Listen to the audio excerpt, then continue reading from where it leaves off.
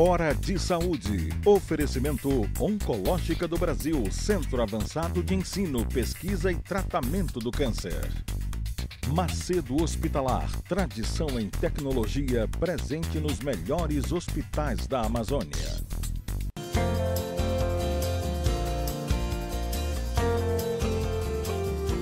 Caros amigos, mais uma vez no nosso programa Hora de Saúde Dominical. Pela RBA TV, pela internet para todo o mundo. A RBA pega a região norte e pela internet para o mundo inteiro. Os meus amigos da China, de Portugal, da Noruega, nos assistem pela internet. E os amapaenses, já que eu sou amapaense, todos pela internet. Hoje, uma convidada muito especial. A minha amiga Andréa Gama. E a Andréa é médica nuclear. Eu vou já perguntar para ela o que é isso. Ela tem formação de residência médica em medicina nuclear na Unicamp. Ela trabalha no UFI Loyola, no serviço de medicina nuclear. Ela é a diretora clínica da MED Nuclear. Ela trabalha em Macapá, no INEURO e no CSD. Na Clínica Som Diagnóstico aqui em Belém. Ela que dá os laudos, ela que trabalha nessa parte de medicina nuclear. Andréa, muito obrigado por ter aceitado o convite, obrigado mesmo. Tá? Vou te chamar de Andréa por causa da amizade que nós temos, a doutora Andréa. E, Andréa, a pergunta inicial é, o que é uma médica nuclear? Eduardo, bom dia, telespectadores. Em primeiro lugar, queria te agradecer o convite. Certo. É uma honra estar aqui com você. Obrigado mesmo. Então, uma médica nuclear, a medicina nuclear é uma especialidade médica, assim como as outras, como radiologia, como clínica médica. Só que nós, o nosso foco são as cintilografias. A medicina nuclear, ela é tanto diagnóstico como terapêutica. Como diagnóstico, nós fazemos as cintilografias e como tratamentos, fazemos tratamentos com substâncias radioativas. Então, o termo medicina nuclear é porque você manuseia ou trabalha com substâncias radioativas. Quer dizer, o paciente vai tomar uma substância radioativa e vai emitir radiação, é isso? Exatamente. Exato. E é medicina nuclear por causa da origem da radiação. Certo. A radiação na medicina nuclear ela é proveniente do núcleo atômico. Certo. Diferente da radiologia, que é da eletrosfera. Tá entendendo? Certo. Então, a origem é o núcleo atômico. Então, por isso que é medicina nuclear. Que legal. O paciente vai se tornar radioativo, ele vai emitir radiação. Quanto tempo? Antes que todo mundo se preocupe. Não, depende muito do tipo de isótopo radioativo que ele utilizou. Mas os que fazem os exames de diagnóstico, em 48 horas, eles não emitem mais radiação e a radiação ela não vai fazer mal para as outras pessoas comunicantes. Certo, exato. Isso é muito importante todo mundo saber. André, deixa eu começar pela minha área. Cardiologia. Mulher não faz teste ergométrico, né? A regra. Porque 50% das mulheres, quando faz teste ergométrico, ele dá positivo e elas não têm doença, ou podem não ter doença. E, geralmente, quando elas têm doença, dá falso negativo. Então, mulher não faz teste na esteira, a não ser para academia, para condicionamento físico, essa coisa toda, para saber como era, não para diagnóstico de doença cardíaca. Então, mulher, quando surgiu, quando eu era residente, em 80, a novidade da residência era a medicina nuclear. Então, naquela época e até hoje, os nossos pacientes cardíacos que têm bloqueio de ramo direito, bloqueio de ramo esquerdo, que é uma coisa que pode ter, não muda a história da vida, mais as mulheres, são aqueles pacientes que fazem cintilografia miocárdica, né? Então, hoje em dia, a cintilografia miocárdica para um cardiologista é quase igual um ecocardiograma. É rotina total. E eu te pergunto, é fidedigno o resultado em termos de isquemia miocárdica, de doença das coronárias?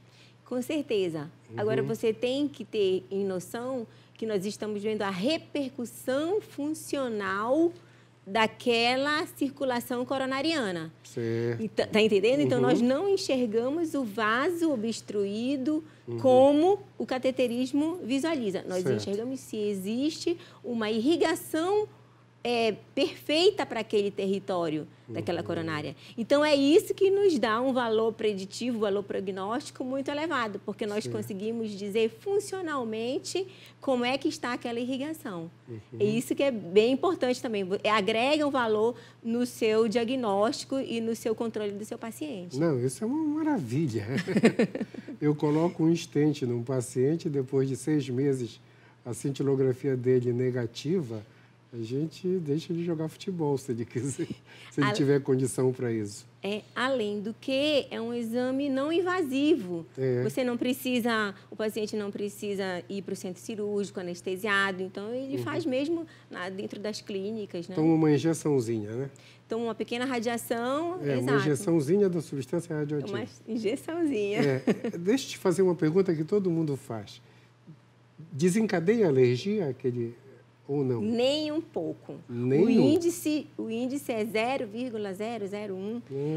Então, os casos que eu já tive de alergia com substâncias radioativas em pacientes muito atópicos, e só mesmo prurido, vermelhidão, nunca nada mais grave. Puxa, isso é uma pergunta que todo mundo faz. Todo mundo faz, porque tem medo dos contrastes, né? Dos contrastes. Então, fazendo a correlação com os contrastes. Com os contrastes. Todo mundo pensa e diz... Uma pergunta para ti. Que órgãos eu estudo pela medicina nuclear, além do coração? Tu que mexe com tudo isso. Então... Eu já fiz um galho contigo. Eu tive uma miocardite em 2000 por Epstein-Barr. Eu me contaminei lá na Santa Casa e eu não tive a doença do Epstein-Barr, que é mononucleose. Eu tive uma miocardite. Olha, tá vendo? Fiquei de cama quase 6 meses. Já foi paciente da medicina nuclear. Já fui paciente. Já fui mesmo. E foi contigo, né? E foi comigo. Eduardo, a medicina nuclear começou com a tireoide. Tireoide. Foi o primeiro órgão a ser estudado. Então, nós estudamos as doenças da tireoide. Depois, em seguida, as doenças ósseas, principalmente a pesquisa de metástases ósseas proveniente de diversos tipos de tumor, câncer de mama, câncer de próstata, pulmão, rim. Avaliamos também as doenças renais, as dilatações dos rins, para saber se é obstrutivo, se não é obstrutivo, a presença de cicatrizes nos rins. Criança que tem infecção urinária de repetição, quer saber se atingiu ou não atingiu a função renal.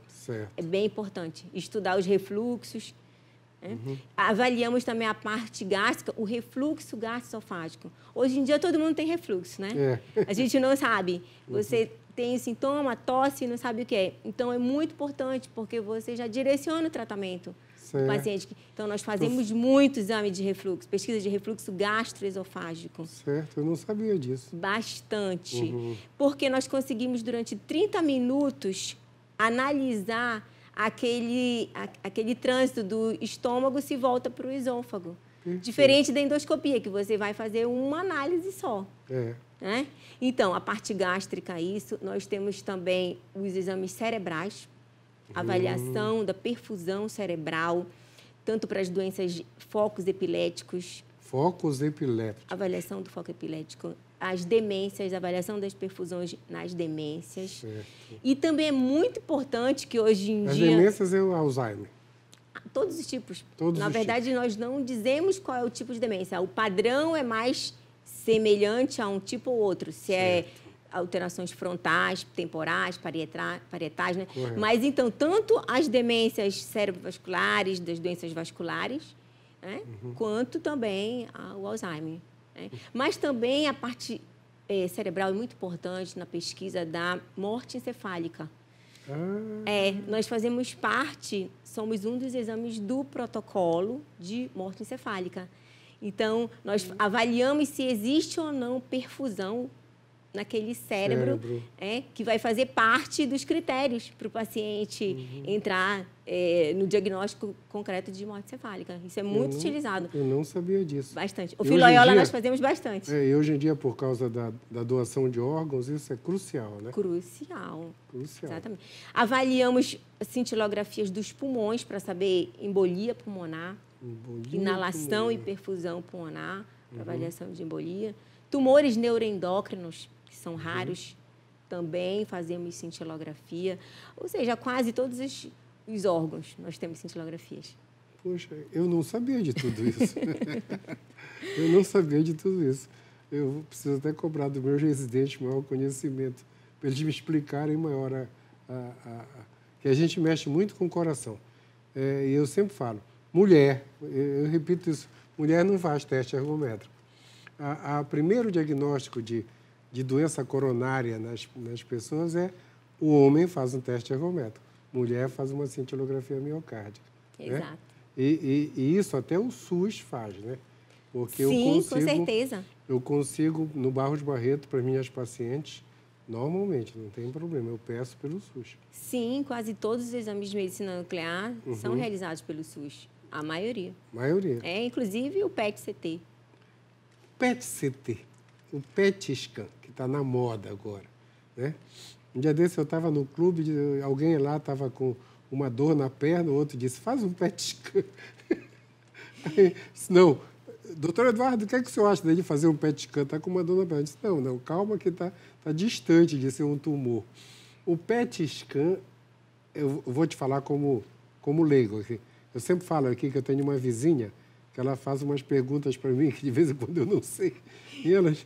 O PET scan, ele é aquele exame que eu descubro onde a pessoa tem um câncer? Essa é a pergunta da vizinha. Quase isso, Eduardo. Quase isso? É quase isso, Eduardo. A principal indicação do PET scan são as doenças oncológicas. É a principal indicação. Para câncer. Para câncer. São as doenças para avaliar câncer. E a maior parte dos tumores são visualizados pelo PET-CT. Então, você consegue diagnosticar, estadiar, avaliar se existem recidivas, principalmente câncer de mama, os linfomas, os tumores de pulmão. É bem importante. Então, ele é um pouco assim aquele exame assim, que a gente sonhava. Eu digo quase porque nem tudo é perfeito em medicina. Mas, com certeza, ele veio para ficar. Não existe um retorno. Em oncologia, hoje em dia, ele mudou completamente o prognóstico, mudou o tipo de tratamento, a abordagem do paciente. E é muito importante. Como é o PET scan? Ele toma radiação também? Também. Uma substância radioativa? Também ele toma uma substância radioativa, ele se torna radioativo. Só que é uma substância radioativa de uma meia-vida muito curta. A meia-vida é o tempo que ele demora para diminuir a metade, essa radiação. Então, ele tem que ser injetado e com 1 hora tem que realizar a imagem. Certo. E aí, essa imagem, ele entra num equipamento, que é um equipamento que ele é híbrido. Ele tem o PET e a tomografia, por isso que ele é PET-CT. PET-CT. PET-CT. E aí, são realizadas as 2 imagens e depois são fundidas. O computador consegue fundir essas imagens. Então, tem uma imagem de tomografia e uma imagem do PET. E a imagem do PET. O que significa PET? PET é uma tomografia por emissão de pósitrons. Os pósitrons são as substâncias radioativas emitidas. Tomografia por são de pósitrons. Isso que é o PET. Exato. Tá.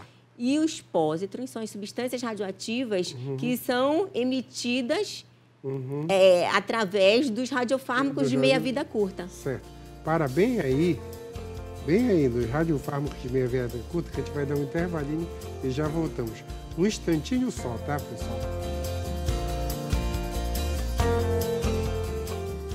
Hora de Saúde. Oferecimento Oncológica do Brasil, Centro Avançado de Ensino, Pesquisa e Tratamento do Câncer. Macedo Hospitalar, tradição em tecnologia presente nos melhores hospitais da Amazônia.